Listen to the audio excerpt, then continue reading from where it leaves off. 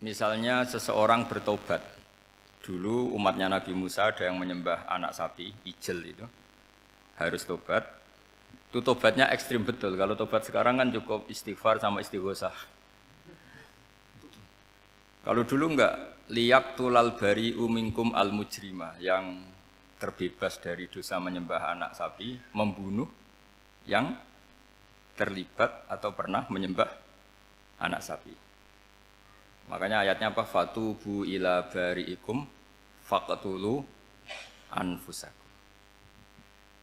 Ya, jadi orang-orang yang pernah menyembah anak sapi itu tobatnya apa? Faqtulu anfusakum.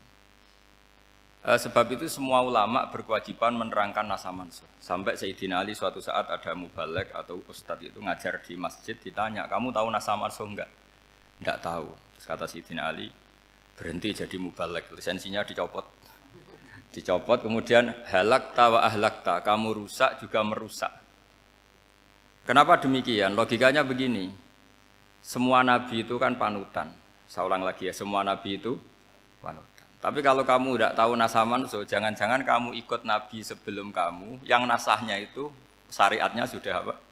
Mansukhoh, sudah di nasah. Itu kayak kasus Sunda Wiwitan ini. Itu gak mau punya Nabi Muhammad karena kurang keren, kurang sepuh. Nabinya langsung Nabi Adam.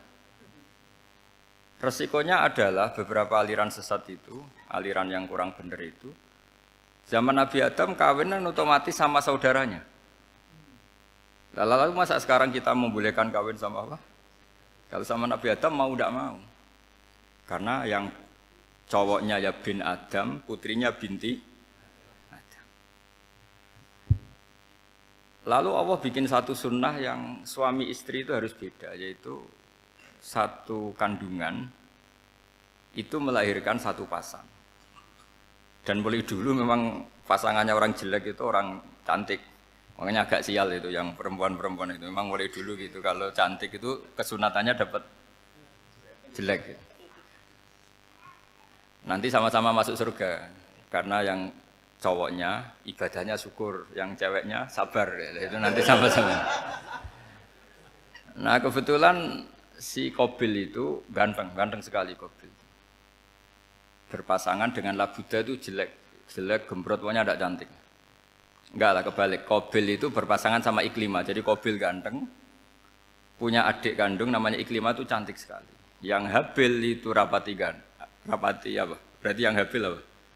Ya tidak pati ganteng, berbarengan dengan Labuda juga tidak pati cantik.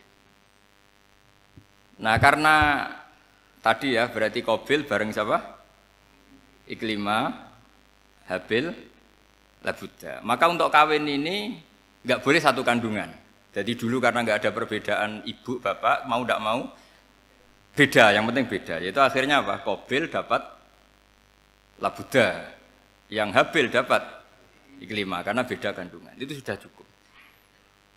Nah, akhirnya kan nggak terima si Qabil. Masa orang ganteng dapat orang jelek. Jadi mulai dulu itu maunya orang ganteng ya dapat orang cantik, nggak terima. Tapi Allah ngatur seperti itu. Akhirnya terjadi percekcokan.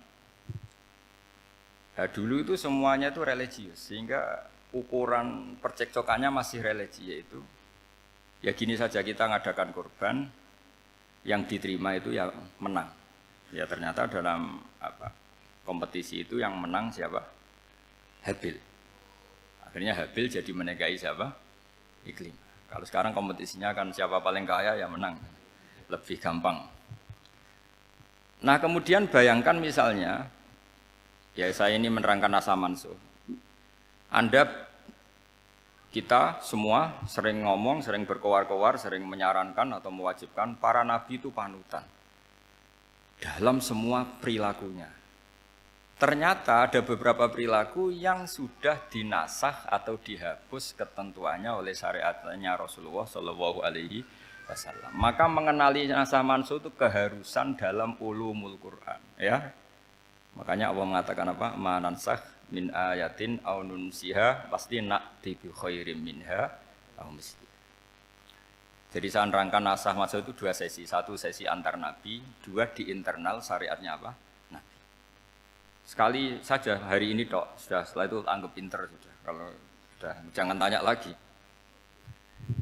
Nah, ada beberapa lagi syariat yang masalah metode. Dulu Nabi Nuh itu dibolehkan oleh Allah, saking mangkelnya sama orang kafir. Saya ulang lagi, orang kafir itu kan biadab sekali, nempat buminya Allah, makan rezekinya Allah, kemudian mengkafirkan Allah.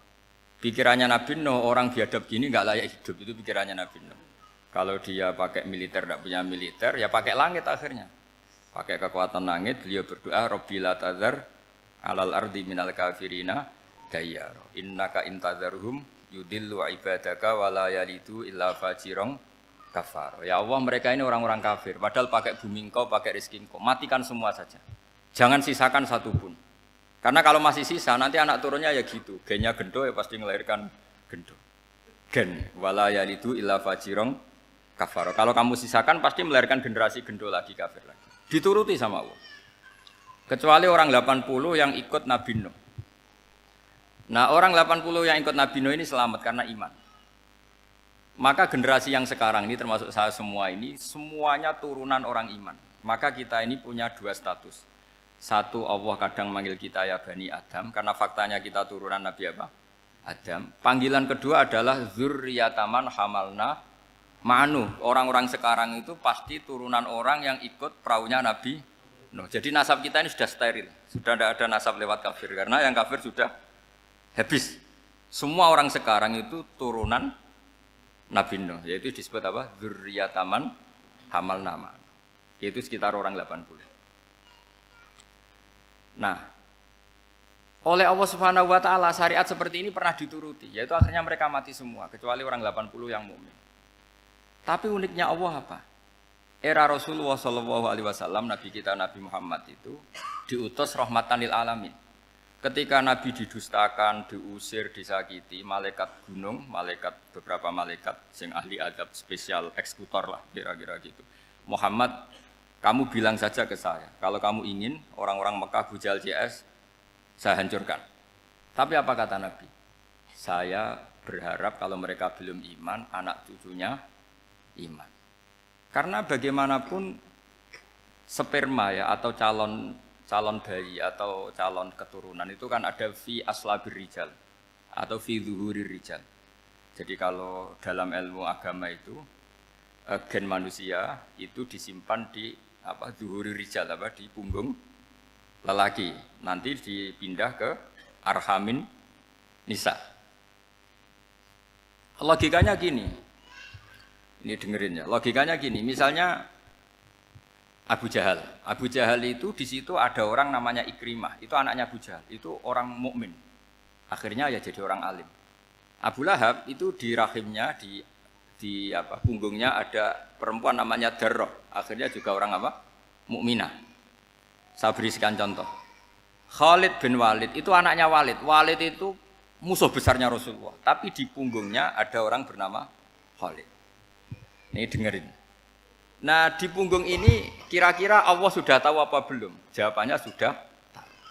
Artinya kalau ini mati atau kamu bunuh, kamu sebenarnya nggak bunuh orang kafir saja, bunuh calon orang mukmin yang sekarang masih bersemayam di punggungnya orang-orang kafir. Jadi bisa saja orang yang sedang kafir itu ada sekian calon generasi yang suatu saat mukmin. Itu syariat yang diajarkan ke Rasulullah SAW. Karena kasofnya Nabi, kasof itu satu kondisi di mana seorang Nabi itu dipertontonkan sesuatu yang enggak kelihatan. Itu dalam bahasa Arab kasof atau mukasyafa. Nabi dipertontonkan ternyata banyak orang kafir yang di punggungnya itu ada calon generasi mukmin atau muslim. Akhirnya Nabi enggak berani. Jangan bunuh. Mungkin bapaknya ada iman tapi anaknya iman. Betul, Abu Jahal punya anak Ikrimah, Abu Lahab punya anak Darroh, Walid punya anak siapa? Walid. Itu mirip seperti kita, bapak era sholat, anak ETPK sholat, akhirnya bapaknya katut sholat. Banyak enggak di Indonesia, bapaknya tidak bisa baca Quran, anaknya hafid. Nah, itu kalau bapaknya kamu habis, tidak ada yang meselin. Makanya biarkan hidup saja. Nah, artinya gini, andaikan tidak ada ulama yang menerangkan nasa mansuh, dikira syariat Nabi Nuh itu abadan mu'abbadat, selamanya lama. Sehingga main teror sama orang kafir sah berdasar Nabi Nuh, padahal kita sudah ganti Nabi. Yaitu syariatnya Rasulullah SAW masyhur itu ketika Nabi ngendikan Saya tidak minta mereka dihukum, tapi ya Allah saya minta Allah mahdi qaumi fa innahum layak lamun. Mereka kafir itu karena tidak tahu. Sehingga ada periode. Loh kalau perang itu beda, perang itu konteksnya duel, itu tidak harus sama Abu Jahal, Abu Lahab. Ada penjahat mau bunuh kamu wajib perang enggak? Wajib. Penjahatnya meskipun muslim apa harus kafir? Meskipun muslim. Maka kata ulama fikih sebetulnya perang duel itu bukan syariat muslim sama kafir tok. Masih muslim sama muslim, misalnya ada orang mau merkosa istri kamu, terus dia pamit gini, saya muslim loh, beri hak loh. Enggak bisa. Saya penjahat loh, muslim, jadi kamu enggak boleh merangin saya, ngelawan saya kan muslim. Enggak bisa, tetap harus dilawan. Makanya kata ulama-ulama fikih, pertarungan sama musuh itu tidak harus sama orang kafir. Orang muslim pun yang mengganggu kehormatan kita, misalnya mau merkosa istri Anda, itu harus dilawan. Makanya Nabi ngendikan mangkutila duna mali fahuwa syahid, mangkutila duna harimi fahuwa syahid. Orang yang mati karena membela kehormatan keluarganya atau hartanya, maka dia mati syahid. Dan penjahat yang mati ini muhaddarun damu, diabaikan sehingga enggak kena kisos, pembunuhnya enggak kena. Misalnya ada penjahat mau bunuh kamu duel, menang. Kamu enggak kena kisos karena ini muhaddarun damu, diabaikan kehormatannya. Padahal dia muslim, apa? Muslim. Ini perlu. Jadi ini mengaji ini agak jelimet tapi gampang. Kan kalau paham enggak paham selesai, jadi anggap aja selesai itu. Sehingga kalau enggak ada nasa mansuh, maka orang selalu berpikir, pokoknya yang penting ikut Nabi. Nah itu bahayanya kalau Anda tidak tahu detail, jangan-jangan syariat yang kamu ikuti itu syariat yang sudah berstatus mansukhoh, telah dicabut. Dan itu banyak. Makanya kata Sayyidina Ali ketika ada orang ngajar gak tahu nasa mansuh, halakta wa ahlakta, kamu rusak dan merusak orang lain. Seperti tadi pernah ada kawin itu satu turunan, yaitu era Nabi Adam. Masa kita sekarang kawin sama satu turunan, kan gak mungkin. Ya kan, pernah ada membumi hanguskan orang kafir, yaitu syariatnya Nabi No, itu dihapus oleh syariatnya Nabi Ibrahim dulu. Yaitu Nabi Ibrahim menghentikan apa? Faman tabi'ani fa innahu minni wa man asani fa innaka ghafurur rahim. Ya, kalau orang ikut saya ya Allah ya pasti golongan saya. Kalau yang masih maksiat, masih balelo, saya berharap engkau ampuni. Akhirnya banyak orang kafir tobat. Coba era Rasulullah itu semua orang kafir Mekah itu kafir. Nabi belum wafat. Itu sudah ada 114.000 mukmin semua. Jadi Nabi menangi mayoritas orang menjadi mukmin dari mayoritas kafir, yaitu disebut wara'aitan nasa yadkhuluna fi dinillahi afwaja.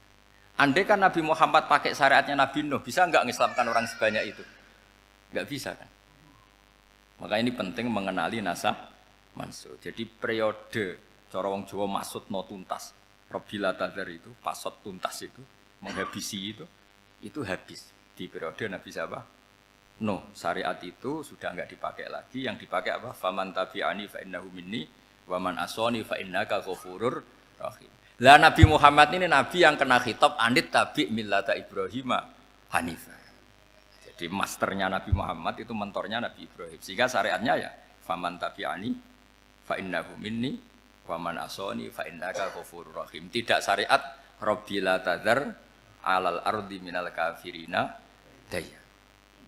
Jelas ya. Jadi mengenali nasa mansuh itu penting sekali karena kalau enggak Anda halakta wa ahlakta, kamu merusak diri kamu sendiri juga merusak orang lain. Karena menfatwakan hukum yang sebetulnya sudah berstatus mansukh, hanya berdasar itu kan syariatnya nabi-nabi dulu. Syariat yang apa? Syariat yang enggak pernah terhapus hanya satu, usuluddin, yaitu tauhid, itu sama. Tapi kalau syariat itu beda-beda atau furu'iyah itu beda-beda.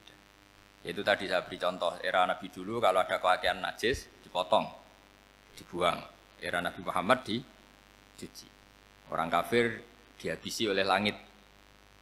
Era Nabi Muhammad enggak boleh, bahkan didoakan Allahumma hdi qaumi fa innahum la ya'lamun. Di Qur'annya apa? Wa in ahadum minal musyrikin astajaraka fa'jirhu hatta yasma'a kalamullah tsumma ablihu ma'mana. Jadi kalau ada orang kafir enggak boleh main dihabisin, mereka beri peluang untuk mengkaji kitabullah. Hatta yasma'a kalamullah. Kalau mereka sudah berpeluang ngaji, harus tsumma ablihu ma'mana, harus dijamin keamanan. Ya, karena apa? Dzalika bi annahum qaumul la ya'lamun. Bagaimanapun mereka memang karena tidak tahu. Nah, kenapa tidak tahu? Enggak. Karena tadi mereka tertutup oleh kultur yang beratus-ratus tahun. Mbah-mbahnya mereka menyembah batu, menyembah berhala. Ya taunya itu ya Tuhan. Bagaimana Anda bisa menjelaskan sesuatu yang sudah beratus-ratus tahun kan tidak gampang. Maka ada periode dimaklumi, apa? Kalau era sampean kan, mosok waktu disembah saking gobloke orang, kamu lahir kan sudah nyembah Allah, tidak nyembah batu. Bayangkan kalau kamu jadi mereka. Wong perut kamu saja disuruh makan pizza sakit kok, karena saking lamanya makan sambal kan gitu. Kamu bilang perempuan Indonesia saja cantik kok, saking lamanya jadi orang Indonesia. Padahal orang Indonesia tanyakan orang Eropa, cantiknya di mana? Kamu lahir di Afrika, bilang orang Afrika itu cantik, tanyakan orang Eropa, cantiknya di mana? Hitam gitu kok. Jadi orang itu pasti terkooptasi oleh sekelilingnya. Orang Afrika akan bilang, wanita Afrika itu cantik. Coba tanyakan orang Eropa, cantik apa enggak? Belas. Orang Eropa yang kulitnya gitu, kata orang Eropa indah, kata sampean. Koyok anaknya kebo katanya, udah jadi. Jadi orang itu akan terkooptasi oleh sekelilingnya. Bayangkan kalau semua orang nyembah berhala, terus kamu tidak, alasan kamu apa? Kan menentang mayoritas. Dan itu berat. Maka dimaklumi oleh Allah, dzalika bi annahum qaumul la ya'lamun fi manah panyeruarah. Nah, pemakluman ini yang mulai sekarang terkikis. Orang main pukul saja enggak mau ngaji. Enggak mau ngaji Quran secara kafah. Jadi fatwanya Islam kafah tapi ngajinya Quran enggak kafah. Ngambil 1-2 potongan ayat dipakai dalil. Jadi Islamnya inginnya kafah tapi ngajinya Quran enggak. Kalau kafah ya hafal 30 juz itu. Kalau mau kafah ya hafal berapa? 30. Makanya saya sering bilang, saya sering dinasihati orang karena belum tahu saya ini hafal Quran. Bapak harusnya Islam itu kafah. Kata saya ya dimulai dari konsep Islam itu kafah dulu, apa ya hafal Quran secara kafah. Jadi ini penting saya utarakan. Bahaya sekali orang mengenali Islam tanpa mengenali nasah mansukh. Karena beberapa syariat Nabi sebelum kita itu berstatus mansukh. Terus contoh berikutnya, ini nasah mansukh antar Nabi apa khusus internal Nabi? Antar Nabi aja nggak selesai nih sampai subuh aja nggak selesai. Contoh yang paling keren mungkin cowok semua senang. Nabi Dawud dulu istrinya berapa? 99. Nah itu kalau masih halal itu kan berarti jenengan tuh punya istri berapa? Wah kan ngeri betul. Punya satu aja repotnya gitu, apalagi berapa? Punya 99. Terus kamu bilang gini, ini kan syariatnya Nabi Dawud, Nabi kan bisa diikuti. Pernah ada periode di mana seperti itu boleh. Jadi makanya mau tidak mau ngenali nasah mansukh itu harus. Kalau enggak ya kamu masih berkeyakinan boleh beristri berapa? Nah ini penting saya utarakan. Makanya Sayyidina Ali itu kalau ngetes calon mubaligh, kira-kira kalau Kemenak dulu inginnya apa? Sertifikasi apa? Mubaligh. Itu tanyanya gitu. Ta'rifun an-nassa wal mansukh, kamu apa tahu nasah mansukh? La. Jawabnya Sayyidina Ali, halak tahu ahlak tahu, kamu orang yang rusak. Karena tadi takutnya ada syariat yang sudah mansukh dipakai. Itu tadi misalnya kita ini tidak umatnya Nabi Nuh, tapi pakai syarat robila tadar alal ardi minal kafirina. Terus ketiga begini, misteri manusia itu. Dan ini kita tidak pernah tahu sampai kiamat, tapi ini ilmu harus kita diskusikan. Misalnya saya ini namanya Bahauddin. Saya sekarang hidup sampai 2019 sekarang. Kan hanya Allah yang tahu berapa turunan saya sampai kiamat dan statusnya kayak apa. Donald Trump juga gitu. Donald Trump itu sekarang kafir, tapi kita tidak pernah tahu nanti turunan keberapa ada yang Muslim. Lah turunan yang calon Muslim ini diletakkan di mana kita tidak tahu. Yang jelas kalau kamu bunuh itu katut itu. Artinya gini, logika membiarkan orang kafir itu ya ada logikanya. Nah, logika membunuh karena mereka mau membunuh kita ya ada logika fikihnya karena kalau kita ada membunuh dibunuh. Makanya semuanya hukum ini terus bergantung al-hukmu yaduru ma'ilatihi wujudan wadan. Di sini terus dipertemukan. Makanya semua nabi itu kalau yang namanya membunuh pasti pas perang saja karena ini kondisi yang memang pilihannya hanya dua, kalau nggak dibunuh ya membunuh. Ada duel lah itu. Maka ini butuh kajian fikih dan orang nggak boleh subjektif dalam hal ini. Saya ulang lagi, tidak boleh subjektif karena tadi Orang yang kamu katakan sekarang misalnya Zaid, kamu itu bodoh sekali. Kenapa bodoh? Nggak hafal Quran, nggak pernah kuliah, nggak pernah ngaji. Ternyata Zaid ini bersemayam calon anak yang alim alama hafal Quran. Namanya Umar, tapi masih jadi sperma. Suatu saat Zaid itu punya anak alim alama. Kan banyak orang nggak bisa baca Quran punya anak hafid. Banyak nggak di Indonesia? Banyak nggak petani yang punya anak dekan? Petani punya anak dekan. Yang dekan punya anak naik kelas saja susahnya bukan main. Banyak kan? Nah ketika dibalik nanti ada dekan punya anak goblok, yang petani punya anak dekan, pinter mana? Kita tidak pernah tahu. Makanya ini kan, ya sudah kalau nggak pernah tahu ya bilang saja wallahu alam kan selesai. Daripada keminter keliru kan ada wallahu alam. Makanya cerita favorit guru saya, Kiai Haji Maimun Zubair itu punya apa namanya Kiai Zubair. Itu cerita favoritnya itu ada santri namanya Soleh. Soleh itu alim alama. Orang Madura itu cara berpikir kan kalau kiai saja alim seperti itu apalagi bapaknya. Pas bapaknya main ke pondok, santrinya ada ribuan. Bapaknya main ke pondok itu. Sholat itu ya enggak bener. Enggak sesuai sunnah Rasul lah kira-kira gitu. Sudah sholat itu enggak bener apa-apa enggak bener. Masih ditakwil sama santri Madura karena orang Madura itu kultus. Mungkin khilaf. Khilaf itu satu khusus, pokoknya perlakuan khusus. Suatu saat saking bodohnya orang itu kenceng tuh pinggir musola. Wah ini nggak bisa ditakwil lagi, akhirnya nggak bisa ditakwil tuh nggak. Wah ini sudah nggak bener ini, nggak bener. Singkat cerita santri tadi nggak kuat matur ke kiainya, Pak Yai, jenengan sealim itu kok bapaknya segoblok itu. Kenapa? Ya, dia kencing pinggir musola. Oh bapak saya itu pinter sekali. Kok bisa? Karena beliau yang memutuskan saya mondok sampai saya jadi alim alama seperti ini. Yang bodoh itu mbah saya. Bodoh itu bahasa saya kan.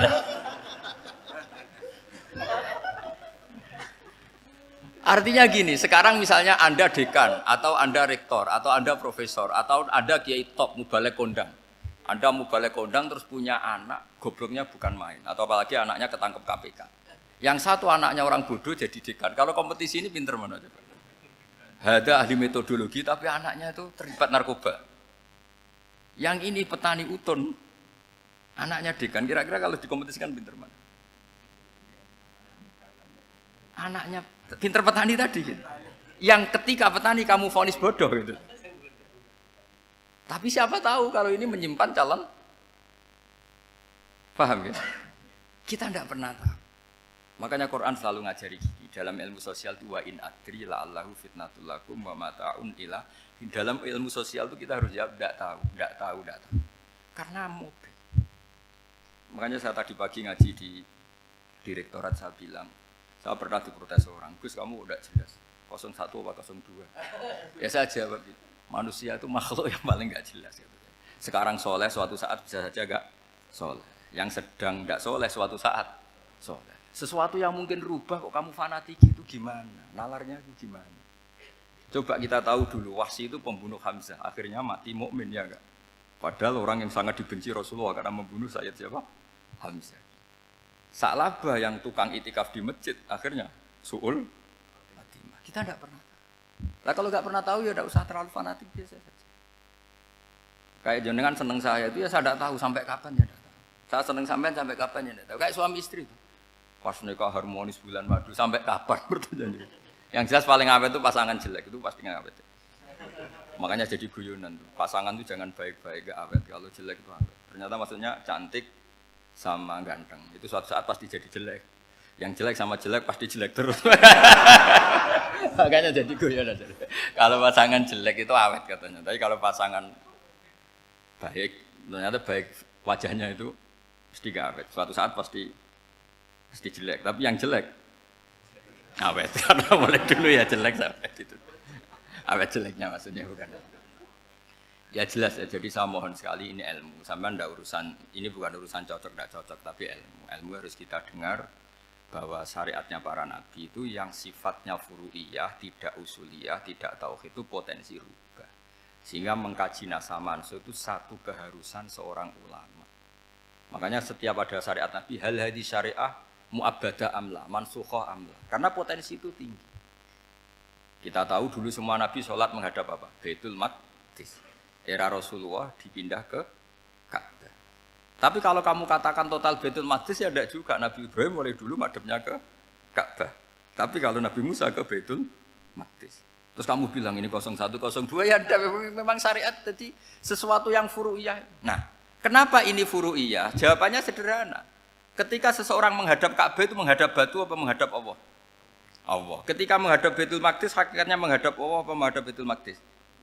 Allah. Maka menghadap Ka'bah itu sebenarnya masalah furu'iyah. Yang masalah usuliyah adalah inni wajjahtu wajhiya lilladzi fataras samawati wal ardh. Yang permanen adalah menghadap Allah Subhanahu wa ta'ala. Cuma secara prosedur syariatnya secara zahir menghadap Ka'bah. Maka potensi rubah karena ternyata itu furu'iyah, untuk kiblatnya itu furu'iyah.